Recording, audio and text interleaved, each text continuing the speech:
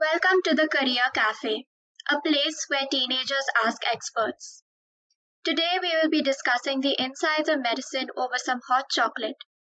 We will cover the opportunities and scope of medicine as a career, the process of getting entry into a medical college, and the applications of medicine in this episode. I am your host, Sanvi Jitendra, for the medicine episode, and I look forward to getting answers to all of your great questions.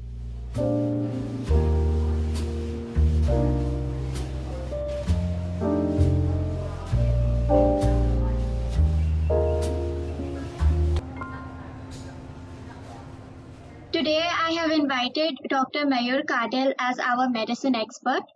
Dr. Mayur is a spine surgeon and the director of Pune Spine Institute, and we look forward to discussing your questions with him. Dr. Mayur, I am glad that you were able to join us today. How are you doing? Hi, Sanvi. Thank you very much for having me over here. I'm doing very well. I'm so glad that I could address young minds through this forum. Thank you so much for having me over. Thank you for joining us. I'm so excited to continue with the interview.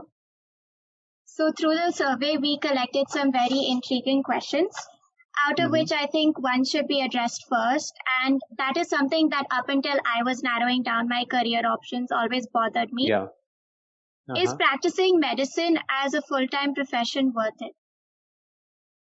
Wow, what a lovely question to start this interview with. And Sanvi, honestly, I'm so passionate about medicine and I'm so passionate about my field. I feel it's completely worth doing it. Okay. If I look back at my stage of life wherein I was at your age, I probably took medicine because maybe my relatives guided me. Maybe I had one of my cousin whom I used to look up to, and she was into medicine, and I wrote the exams and I got it. But then, as and when I started studying about it, as I started treating patients, and now as I've progressed in my career, I've been treating spine patients, doing all these surgeries. I am so much inclined towards it, and I'm so passionate about it that I feel it's totally worth practicing medicine as a full-time profession. There's no other profession that gets you so close to treating humans and so close to kind of knowing them personally and helping them out than medicine. So yeah, totally worth it. Yeah, I completely agree. There are so many people who tell me, why do you want to become a doctor? You can become anything else that does not have so much workload. But I mean, I think medicine as a profession has so many aspects to it. Like, if you're interested in psychology, if you're interested in helping people out, and if you're interested in science, it has all of these aspects that are, embedded within them. Right. So yeah, and also I think it has a lot of core values. If you feel like you have a lot of integrity, or if you're honest and you're dedicated and committed, then I think as you go by, you will just start to love the subject, right? Yeah, like honestly, you put those things: integrity, honesty, accountability. Uh, like being in this profession and seeing so many people from various walks of life, I think medicine is something that really takes integrity, honesty, accountability to a very different level. And that is what really draws me towards medicine. Exactly. The next question is quite linked to the first one, and that is, does the medical course require full-time studying? Oh, wow. I really like these questions that you've brought in. Yes, so unlike other fields, right? If you go for engineering or say if you go for finance, you're probably studying for those a couple of years, maybe a few hours a day, and then once you're done, probably of course, like even in the other fields, you have to keep on updating, but nothing comes as close to medicine. In medicine, you have to keep on upgrading every day. You have to keep on searching for what's new, what better you could do for your patients. So going down to my graduation days or even to the exam days, I used to study for about say 12 to 14 hours a day to get into medicine. Then when I got into medicine, I used to always put in maybe about 4 to 5 hours a day of self study, and that went on for more than almost 10 to 12 years of my training. And then now, even today, like it's been around 16, 17 odd years since the time that I started my medical school. Even today I study. So yeah, you need a lot of studies, but then yeah, now it's not that I'm only studying throughout the day. We do have a fun part. We do have our own parties and stuff. But yeah, you need to put in a lot of efforts, a lot of dedication into medicine to really ace it. Yeah, I agree with that. Studying is a part of like any subject, and if you're passionate about the subject, then you'll automatically enjoy studying also.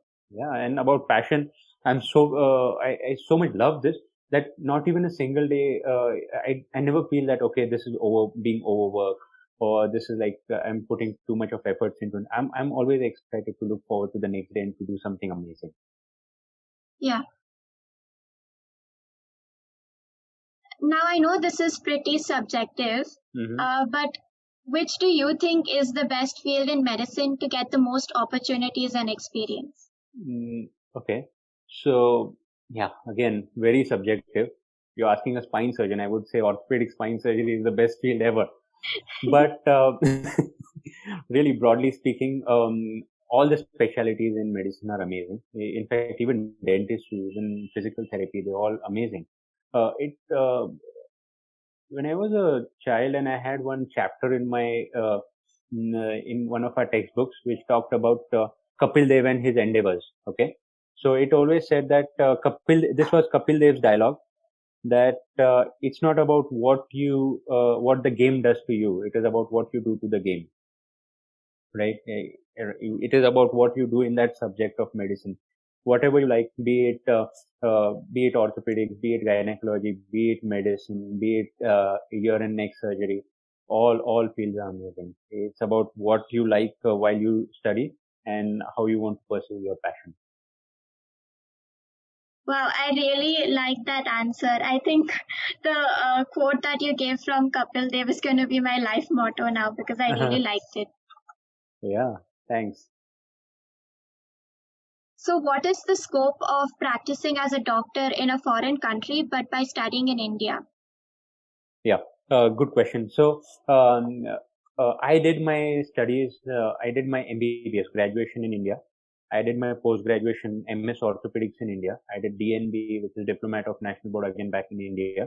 And while I was studying, I also gave licensing exams for the US, so which is called the USMLE.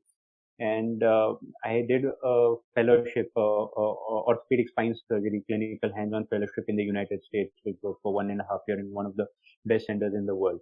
So work doing your studies over here and then going back to US or maybe to Australia or UK, yes, you can do it. There's a specific path that you have to follow. For example, going to US, you have to do your USMLE after graduation. If you want to stay there longer, or if you want to settle down in the US, you should do your MLE right after your graduation and do your post graduation over there. So then you get board certified, you get into the mainstream career path, and you can settle down over there. Even the same thing for Australia. I think it is the same for UK as well. And once you get down, if you do your post graduation in these foreign countries, you get fully licensed and you can practice in those countries. Okay. So you need to plan it well. And each of these exams, for example, USMLE takes about 1.5 2 years to crack it up. So it's basically a replica. Even the US post graduates of medicine, they have to take up that exam in order to get licensed as a medical doctor in the US. So it takes about 1.5 years of studies to do that. And I've had my friends. Okay, so I've had my friends who have done MBBS in India and then did their post graduation in the US. Some of them are in pediatrics, some of them are in psychology, psychiatry, in public health, as well as gynecology, and they're doing extremely well over there. Okay. So those exams are mainly for licensing, right? Yeah. Okay. Which is the best college for MBBS in India? Yeah, in India, if you really look at the ranking, AIIMS, All India Institute of Medical Sciences, New Delhi, that stands the first. So that is the best college. Then after that, there are all these colleges which come around. There's SRMC in Chennai. There's PGI in Chandigarh. Then there's AFMC in Pune, DJ Medical in Pune, KEM or GS Medical College in Mumbai. So all these are good colleges. But yeah, the best one, which is ranked always at the top, it is the Apex Institute for Medical Sciences in India. That's All India Institute of Medical Sciences. But again, it is what you do to the game. It is about what the student does in the college and what kind of knowledge he tries to gain in and what kind of efforts he put in. That is what is going to decide the final outcome. Yeah, I totally agree. Now, I think that this is something that all of us undergraduate students aiming for medicine, ponder about. And that is, how can one get maximum marks in NEET? Yeah, NEET. Sanvi, while I was preparing for MBBS, we did not have this NEET exam. We had something different. It was called the MHCET. It was Maharashtra Central Examination Test for medicine. Okay. Now, pretty much the format has changed a little bit, but for any exam, you need to be perseverant, you need to be consistent, and you need to be very thorough with your subject. And you kind of need to understand the exam format, right? So first thing first, I would say that you have to really keep your basic core knowledge of your 11th and 12th standards really strong. Your basics of physics, chemistry, biology really strong to ace these exams. Second thing is then you could join up these coaching classes, which I don't really know which are the good ones these days. But joining a coaching class kind of puts you into the mainstream. You have peers around. You can discuss well with each other and find out ways how you could ace this exam, and do a lot of mock tests. Okay, that helps you to build up that acumen, kind of judge what kind of questions are put in, how to answer those quickly. These are the three things that would really help in acing the NEET exam. So keep your knowledge base very strong. Get into a coaching class or a coaching academy, have a peer group, and understand the exam pattern very well. Yeah, like writing all these examinations, I've kind of learned that it's important to, I kind of treat these exams sort of like a game. Wow. And if you understand like the concepts or the subject, then it's all about just figuring out how to write the answers in such a way that you accurately, portray and display your knowledge. Yeah. So I think that's something you should, the listeners should remember. Exactly. And you know what? You should never take these exams as obstacles in your career path. In fact, these are opportunities in your career path to catapult you to the next level. So keep your knowledge thorough and keep these exams as opportunities to reach the next level. Yeah. Now we're going to move on to some conceptual questions. Mm-hmm. How do doctors, diagnose a medical condition, and how do you prescribe like the exact medicine for that condition? Yeah, that comes with the years of learning, assimilating knowledge and practice, and then applying it to your day-to-day lives and applying it on your patients. Okay. So it's a long process actually. The entire training of MBBS that lasts for 4.5 years, in which firstly you learn about the basic sciences, about how is the human body made up, the kind of the biochemistry, the physiology. Then we learn about pharmacology, so how different drugs who interact with each other and with the human body. Then we learn about microbiology, and then we learn about medicine, which integrates everything together. Then we learn about surgery, gynecology. So all these, they kind of help you think in an analytical fashion.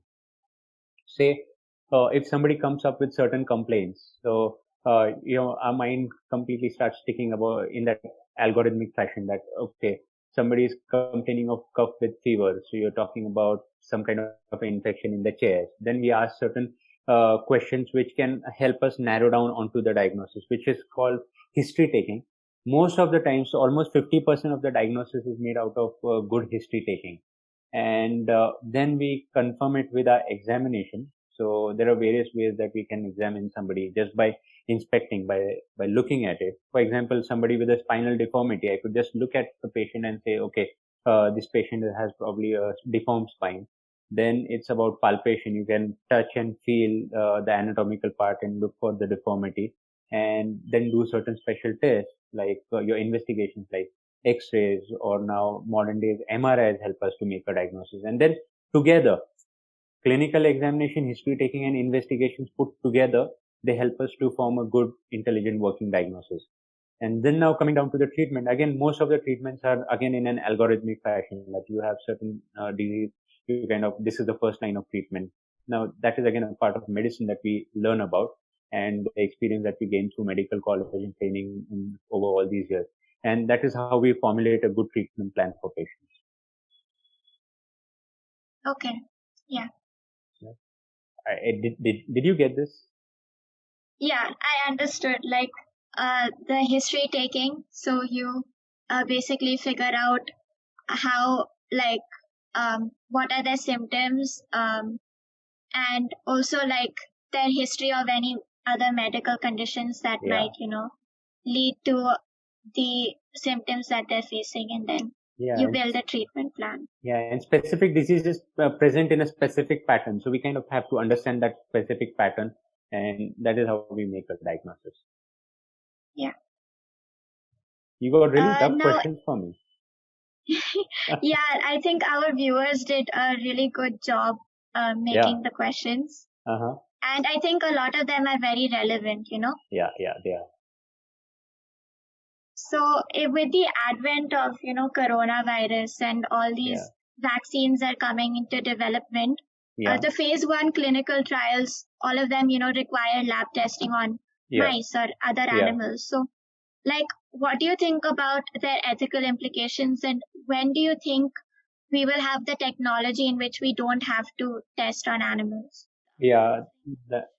Animal testing. So we have to understand how animal testing started.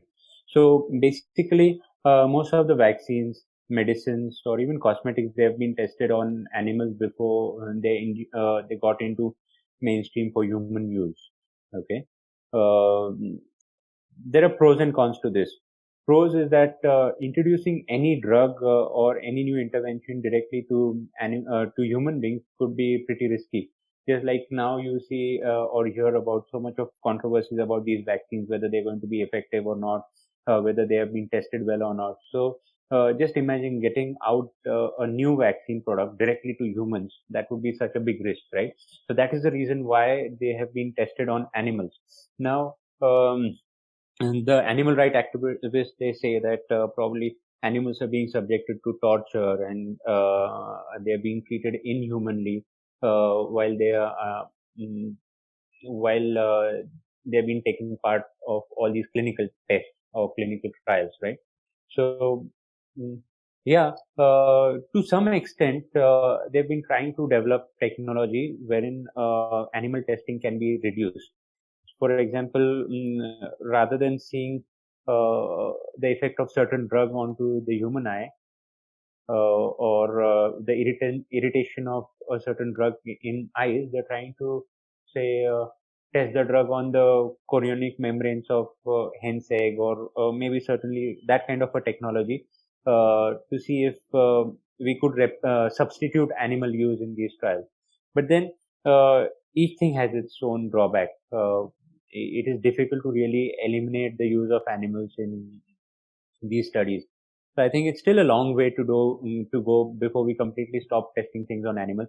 Definitely, there are some companies who have been stopping use of cosmetics on animals, and they're being more over manufacturing nature-friendly products which can have less side effects and can be directly introduced for human use. But yeah, a very, very long way to go before we stop using animals in the trials. Yes, and I learned in school that the genetic code is universal, and we all have the same,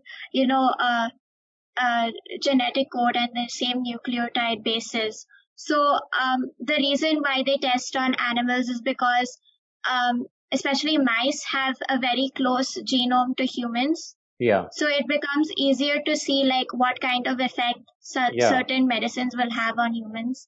Yeah. The chimpanzees, they share about 99% of genetic code with humans. Mice have resemblance by about 98%.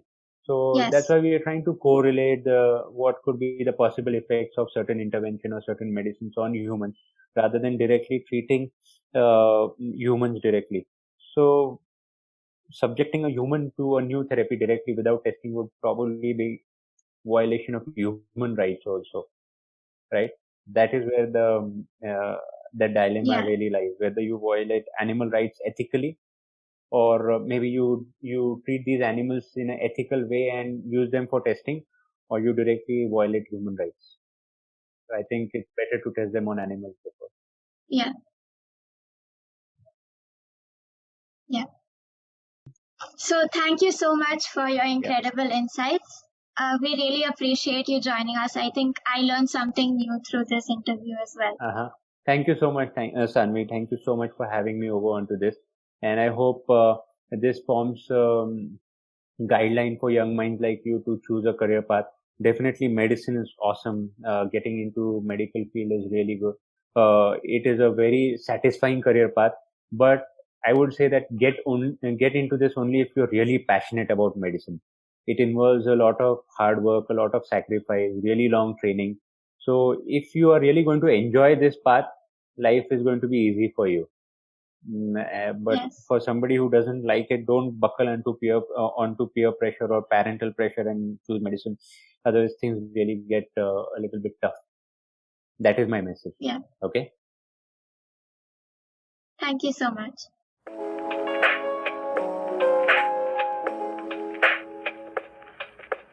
I believe that this discussion was insightful, and I hope that my listeners feel so as well. As for the next episode, we will be inviting a filmmaking expert over for some cold coffee. If that is something you are interested in, we hope to see you back at the Career Cafe.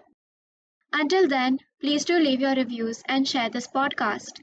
And to learn more, please follow us on our Instagram, Twitter, or Facebook page. We would love to know more about our listeners.